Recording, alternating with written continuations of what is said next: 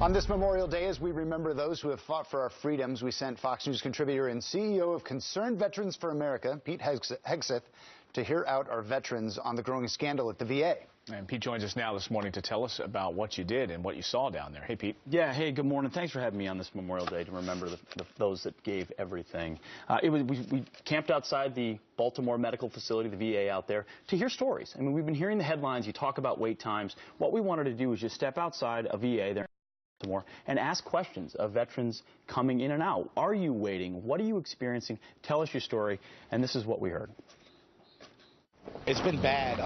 Just getting him appointments and scheduled and the waiting time here, and he's not getting the care he needs. He has no teeth, so he's literally starving to death. There have been times that I've waited 2 days. Sometimes it isn't a lack of personnel, it's that the personnel there don't have a sense of urgency? Absolutely. Either you're a number or you are a diagnosis. How long have you been waiting, sir?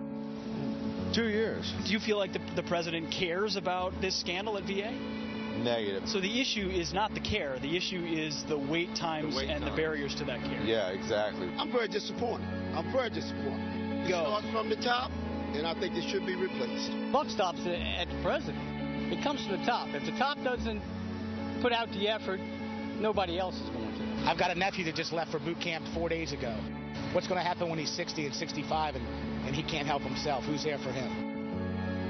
So, Pete, that was one of the more interesting parts of that, which is that it's not the care itself, which is quite good. It's actually getting access to that care. I'm not able to get in there. I've been waiting 2 years to get access. Yeah, we heard it time and time again. 3 months, 4 months, 6 months, waiting for just basic appointments for things that they need, and there are life or death situations. We heard it time and time again. Cancer, things that they need to be seen for to prevent bad outcomes. So, Pete, giving veterans a choice to go to see a different doctor, privatizing their health care, not only is it going to give them access to more doctors, but possibly create a sense of urgency at the VA? That's right. A little bit of competition. We know when you shine that light, it changes incentives for a lot of people. We heard that from a lot of folks on the street, too, said that very thing in the hour before this where he talked about a card or options. If they had a choice, oftentimes they might choose the VA for specialized care, but if they go somewhere closer or that's more efficient, they would choose that as well. But like a lot of government agencies, 4 o'clock, day's done.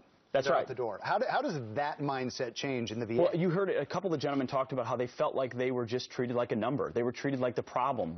Why are you trying to come back and get this care? Come back 5 months from now and be grateful for it. These guys are grateful. They're not victims. They just want the VA to work. And we didn't pick Baltimore because it was a terrible VA. This is an average facility, not under investigation. Yet this is still what we heard, which is another demonstration of how system-wide this problem really is. So that was really just a general VA, just a normal one? Normal run-of-the-mill VA in Baltimore. They issued a statement, hey, we're not under investigation. We take them at face value. Some of them said, hey, once I get in there, it's great, but I'm waiting 5 months for an appointment. Why should this be? Well, what's the story with getting kicked out? Oh, yeah. Well, they tried to. They sent the VA police out there to say, hey, this is private property. You've got to leave. And we said, no, this is a public sidewalk. We can stand right here. Yeah, and we did. The cars whizzing by you there. Yeah, they just kept going, and the police just fettered back inside, and we kept doing our thing. It's good to know the Constitution, your Constitution. It's a public sidewalk. Take a hike. All right, thanks so much, Pete. Great job. Coming up here on the show.